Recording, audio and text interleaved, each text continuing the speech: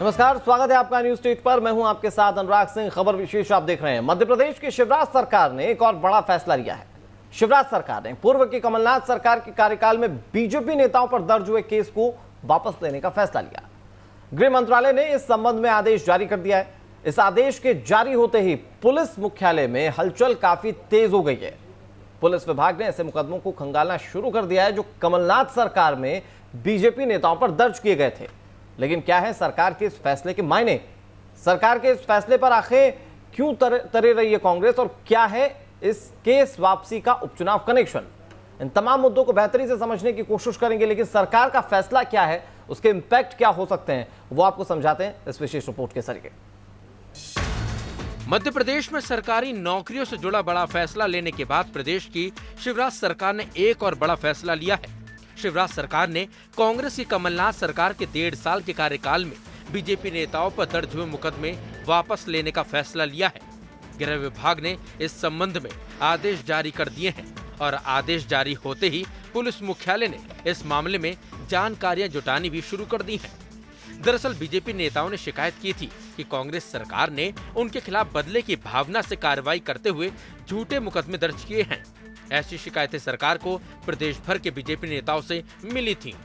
नहीं, हमारी ओर से तो ये बात बिल्कुल सच है कि लीगल कार्रवाई हो रही थी, लेकिन यहाँ तो लीगल की आड़ में सीधी सीधी इल्लीगल कार्रवाई हुई थी। एक बदले की भावना से कार्रवाई हुई थी।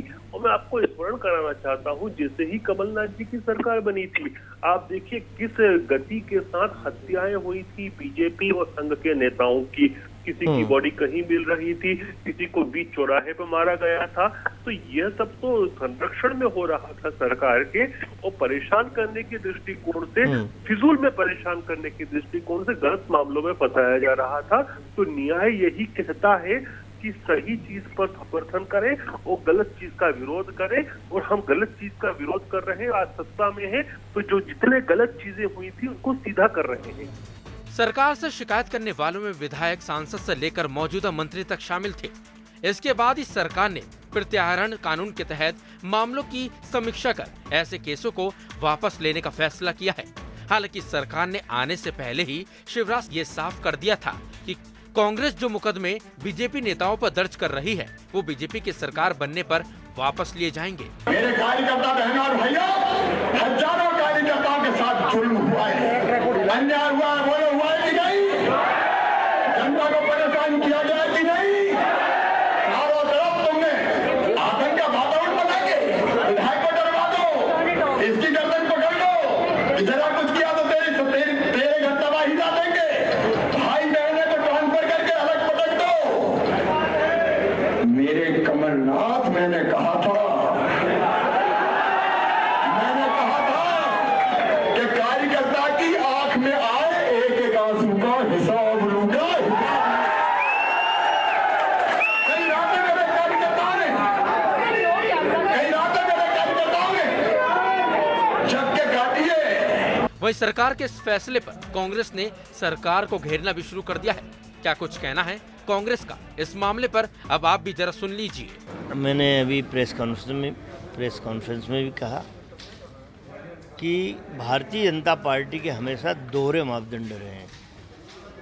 दो मुँहे लोग हैं, एक व्यक्ति के लिए अलग कानून बनाते हैं, दूसरे के लिए अलग कानून बनाते हैं।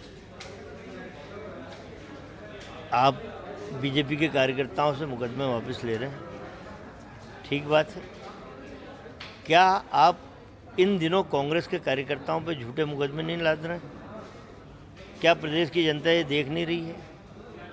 अभी मैंने देवास जिले में एक सभा ली, परमिशन लेके, मेरे पास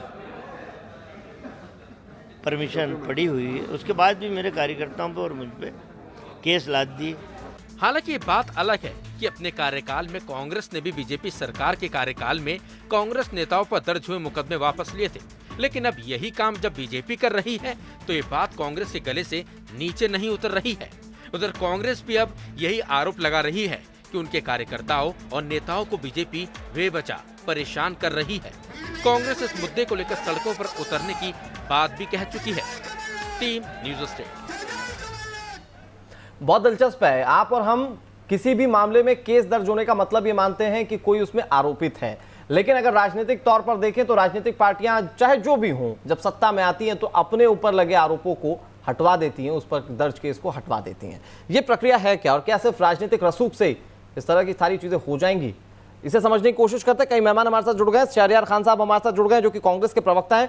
धैर्यवर्धन शर्मा हमारे साथ जुड़ गए हैं, जो कि बीजेपी का पक्ष रखेंगे। इसके अलावा हमारे साथ जयंत वर्मा जी जुड़ गए हैं, जो कि वरिष्ठ पत्रकार हैं। बहुत बारीकी से इन चीजों को देख रहे होंगे, तो उनसे समझने की कोशिश करेंगे किस तरह की राजनीति है। और इसके साथ साथ शुभम गुप्ता हमारे सहयोगी भोपाल से जुड़ गए हैं। सभी मेहमानों का स्वागत है। शुभम, शुरुआत आप ही से करते हैं। सरकार के फैसले को लेकर और क्या अपडेट मिल पाई है?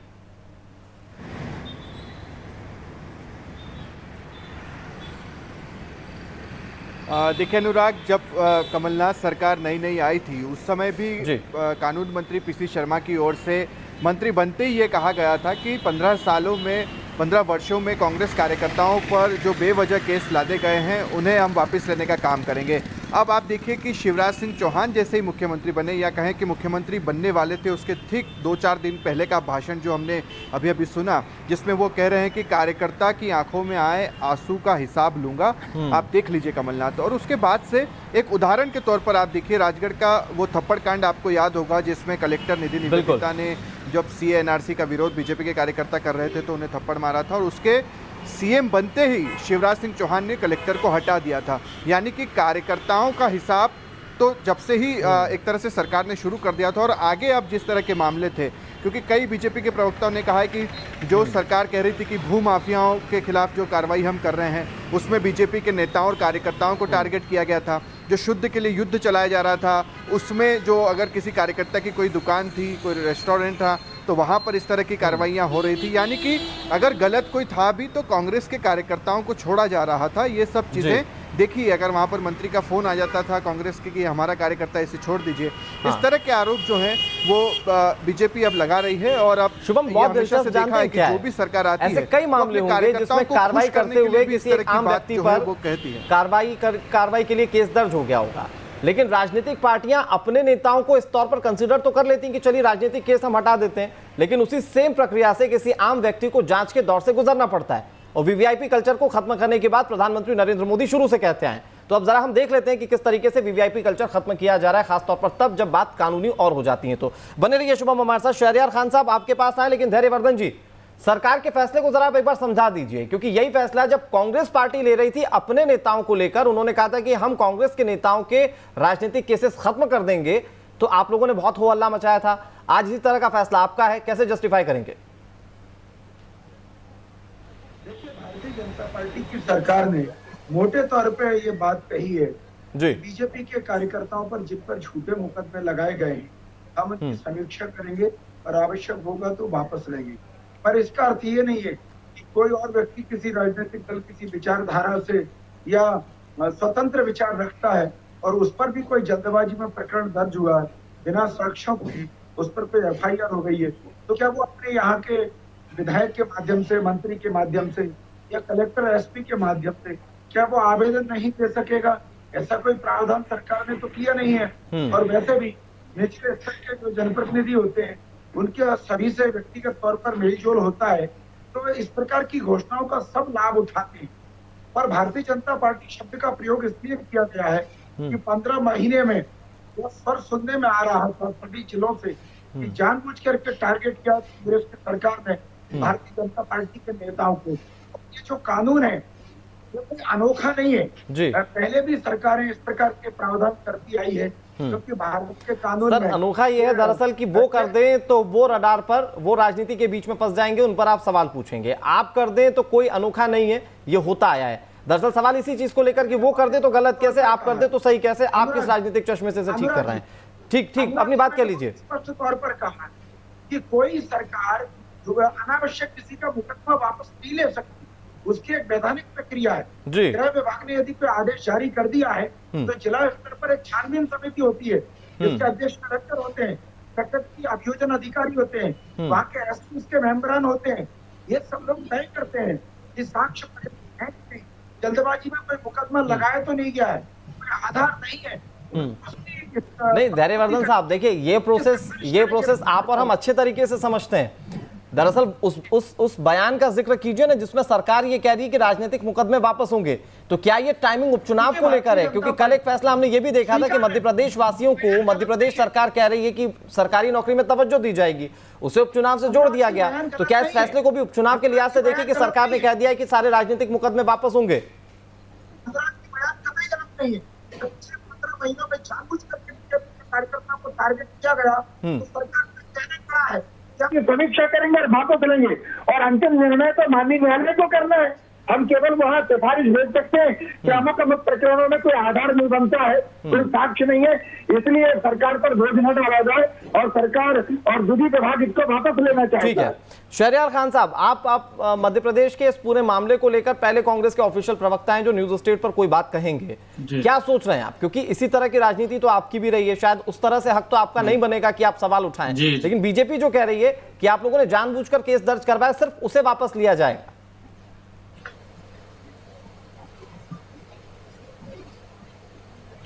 देखिए अनुराग जी, मैं लंबे समय बाद अब आपके साथ जुड़ रहा हूं, तो अभी मैं अपने डिबेट के विषय पे आने से पहले 1 मिनट में अपनी कुछ बात कहना चाहता हूं कि जैसे कि हम सब अपना 74वां गणतंत्र दिवस मना रहे हैं, और इसी संदर्भ में अभी हमने पिछले हफ्ते एक मध्य प्रदेश और देश के बड़े शायर को भी खोया है। उन्हीं की 2 लाइनों से मैं अपनी डिबेट को शुरू करना चाहता हूं। मैं जब मर जाऊं तो मेरी अलग पहचान लिख देना, मेरे लहू से मेरे माथे पर हिंदुस्तान लिख देना। तो मैं इन 2 लाइनों के साथ राहत इंदौरी जी को श्रद्धांजलि देता हूं, क्योंकि वो हमारे मध्य प्रदेश और देश की शान थे।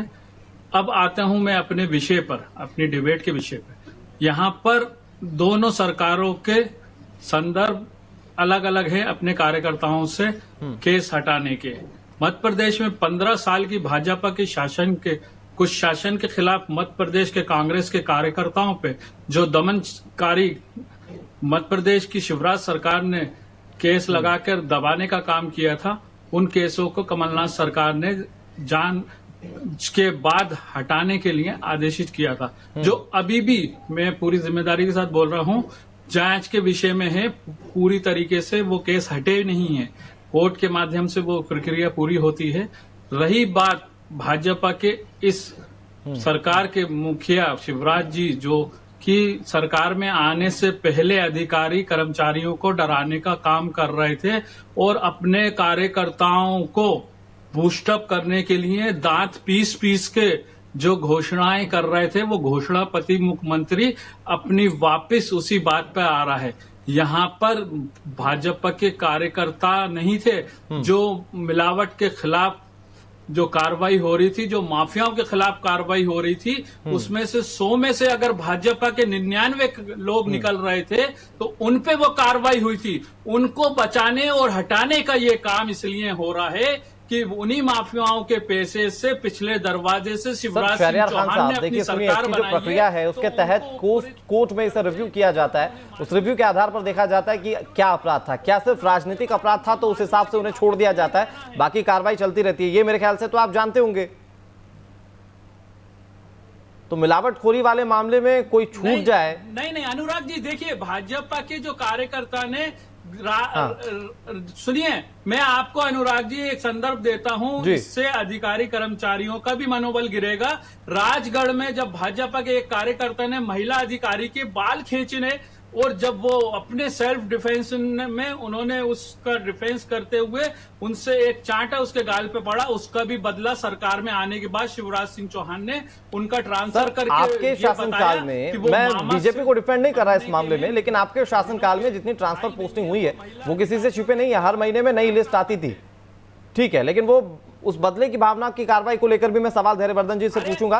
धैर्यवर्धन जी कुछ कहना भी चाह रहे हैं, लेकिन उससे पहले जयंत वर्मा जी आप मैं आपको इंट्रोड्यूस करता हूं पूरे डिबेट में, क्योंकि जिस तरीके से अभी तक दोनों राजनीतिक पार्टियां बातें कह रही हैं, वो कह रही हैं कि हाँ ये ठीक है, लेकिन वो अपने अपने हिसाब से बताने पर तुली कि देखिए हम कर रहे हैं तो ठीक है, वो कर रहे हैं तो गलत है। लेकिन राजनीतिक केस हटवाने की बात कहना, क्योंकि ये कोर्ट की भी एक अपनी प्रक्रिया है, क्या सिर्फ राजनीतिक पार्टियां अपने नेताओं के बीच में, कार्यकर्ताओं के बीच में ये संदेश देना चाहती है कि हाँ हम आपके बारे में सोच रहे हैं?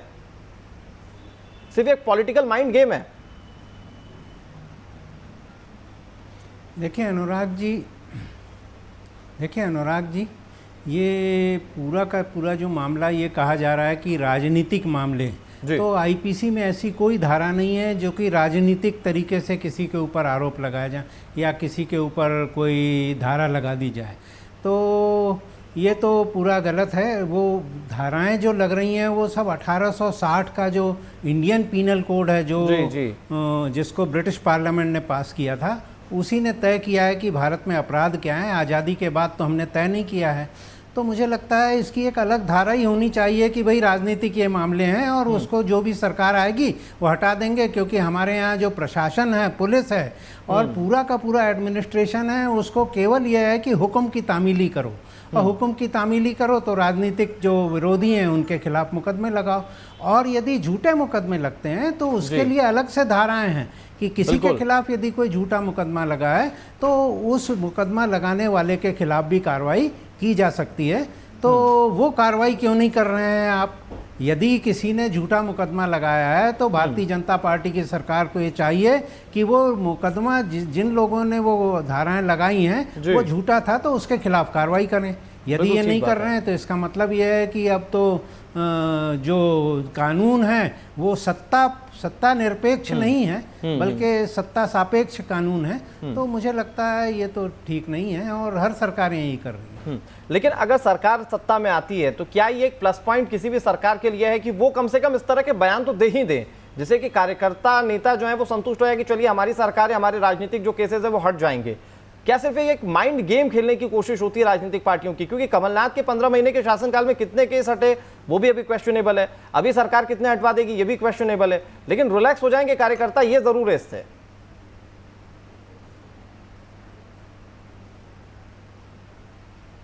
जी हाँ, ये तो पूरा राजनीतिक पूरा का पूरा बयानबाजी होता है और हर सरकार जब आती है तो वो अपने कार्यकर्ताओं को खुश करने के लिए यही सब करती है और फिर इसी आड़ में कई अपराधी लोगों को भी छोड़ दिया जाता है। ये भी देखा गया है। तो ये बहुत पहले से हुआ है। सर मैं आप ही की बातों को आगे बढ़ाता हूं। इमरजेंसी में जो लोग जेल गए थे वो लोगों को अभी तो अवार्ड दिया जा रहा है 25,000 रुपए। बिल्कुल ठीक बात है। आप ही की बात को आगे बढ़ाते हुए शुभम मैं आप ही के पास आता हूं, क्योंकि राजनीतिक केस वापस लिए जाएंगे।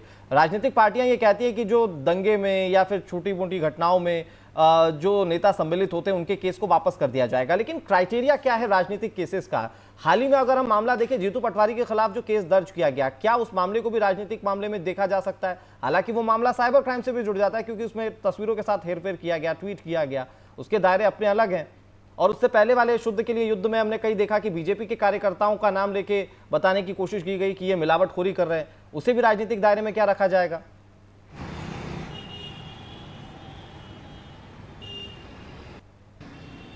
देखिए अनुराग, ये पहली दफ़ा नहीं है कि इस तरह से राजनीतिक मामलों पर जो केस दर्ज किए जाते हैं कार्यकर्ताओं पर, उसे हटाने का काम कर रही है।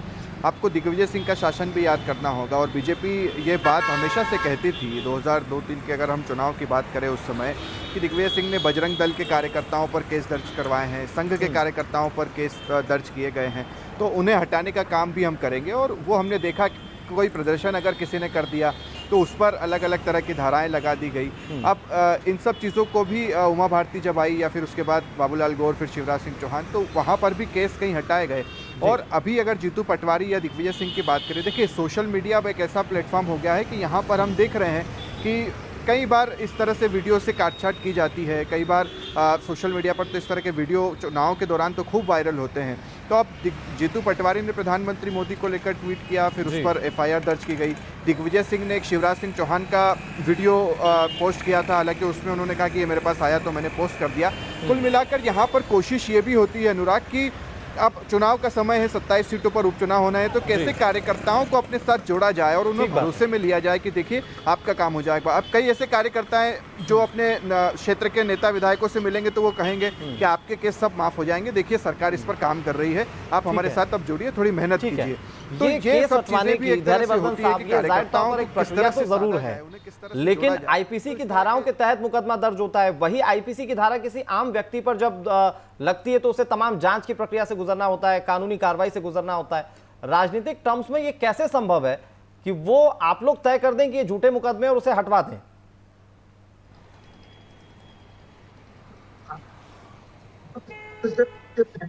केवल कह देने भर से कोई मुकदमा वापस हो जाता।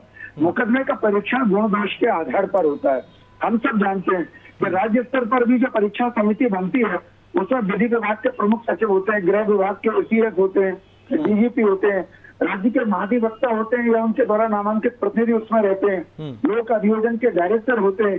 इतने सारे लोग बैठकर के उन सब एक एक मुकदमे का परीक्षण करते हैं, निर्णय करते हैं। जिले की टीम उस पर टीप लगा करके भेजती है और अंतिम निर्णय कौन करेगा? डीजे करेंगे, माननीय जज करेंगे। वो देखेंगे कि आपकी सिफारिश ठीक है या गलत है। तो ये कैसे हम किसी भी व्यक्ति को लाभान्वित कर सकते हैं? धैर्यवर्धन साहब, पूरी चर्चा में तो आप सारी बातें ध्यान से सुन ही रहे ना। एक सवाल तो मैंने ये भी पूछा ना कि क्या उपचुनाव को ध्यान में रखते हुए इस तरह की घोषणा कर दी गई? क्योंकि प्रक्रिया क्या है, कमलनाथ ने भी इस तरह की बात कही थी, कहाँ उन्होंने अपने नेताओं को फ्री करवा पाए होंगे? आप कितने नेताओं को फ्री करवा पाएंगे, ये अभी भी क्वेश्चनेबल है। लेकिन क्या उपचुनाव को देखते हुए इस तरह की बयानबाजी, पॉलिटिकल विल पावर ऐसी दिखाई जाती है? देखिए, मैंने डिबेट के प्रारंभ में भी कोई राजनीतिक बात नहीं की, बड़ी नम्रता पूर्वक अपना ईमानदारी से पक्ष रखा जी कि भारतीय जनता पार्टी की सरकार किसी अपराधी को संरक्षण न देती है न देगी। जो अपराधी है वो हमारे लोग नहीं है, और यदि कोई हमारा है तो हमारा नहीं है।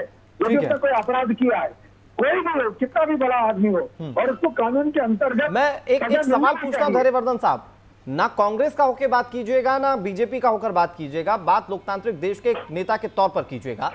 क्या किसी राजनीतिक पार्टी के पास ये पावर होती है कि वो किसी भी व्यक्ति पर बिना जांच के FIR दर्ज करवा दे? और अगर ऐसा है तो क्या फिर आम लोग अपने आप को डरा हुआ महसूस नहीं करेंगे कि चलिए मुझे किसी भी पार्टी का घोषित करते हुए हो सकता है कि मेरे खिलाफ भी केस दर्ज हो जाए, और हो सकता है आप सत्ता में आए तो उन पर ध्यान भी ना दें?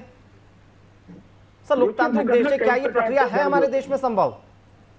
देखिए, मुकदमे कई प्रकार से दर्ज होते हैं हिंदुस्तान में। आप जानते हैं कि पुलिस अधिकारी को किसी से खुन्नस है तो मौका लगता है उसने मुकदमा लगा दिया, एक दो धारा अतिरिक्त भी जोड़ दी जो आवश्यकता नहीं थी, और अन्य प्रकार से भी मुकदमे गांव देहात में लग जाते हैं, और मुकदमा राजनीतिक विद्वेषवश भी लगते हैं। ये हिंदुस्तान में ये राजनीतिक विद्वेष जो आप कह रहे हैं शहरयार खान साहब, ये तो बहुत घातक टर्म नजर आता है कि राजनीतिक विद्वेष है, तो आप किसी को भी पकड़कर फला व्यक्ति जो आप पसंद नहीं कर रहे हैं उसके खिलाफ आप केस दर्ज करवा दीजिए। ये करती हैं क्या राजनीतिक पार्टियां? मीसाबंदियों पर जो मुकदमा लगा था वो विशुद्ध राजनीतिक मुकदमे थे। ठीक है, देखिए, राजनीतिक पार्टियों का तो मैं नहीं जानता, लेकिन हमारा जो प्रशासन और पुलिस के का प्रक्रिया है वो वाकई में बहुत गंभीर है, और इस पे विचार होना चाहिए और इसमें जरूर सुधार होना चाहिए।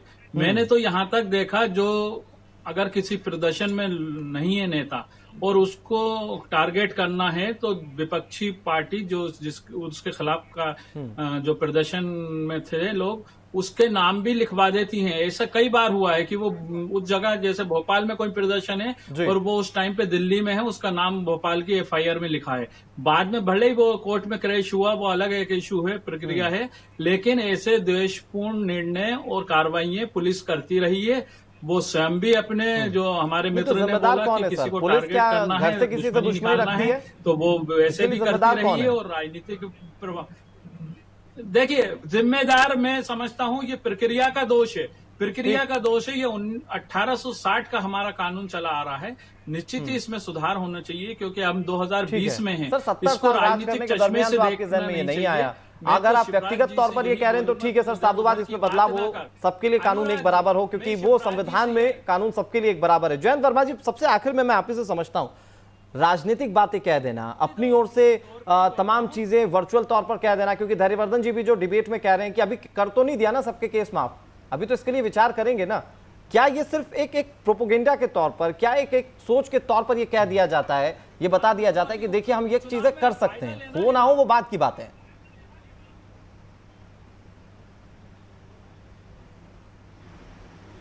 ये बिल्कुल ठीक है अनुराग जी, ये तो पूरा राजनीतिक बयानबाजी के तहत है, किंतु केस को जब विड्रॉ किया जाएगा तो उसके लिए एक बड़ी प्रक्रिया होती है और जजेस उसके गुण दोष के आधार पे ही उसको देखते हैं।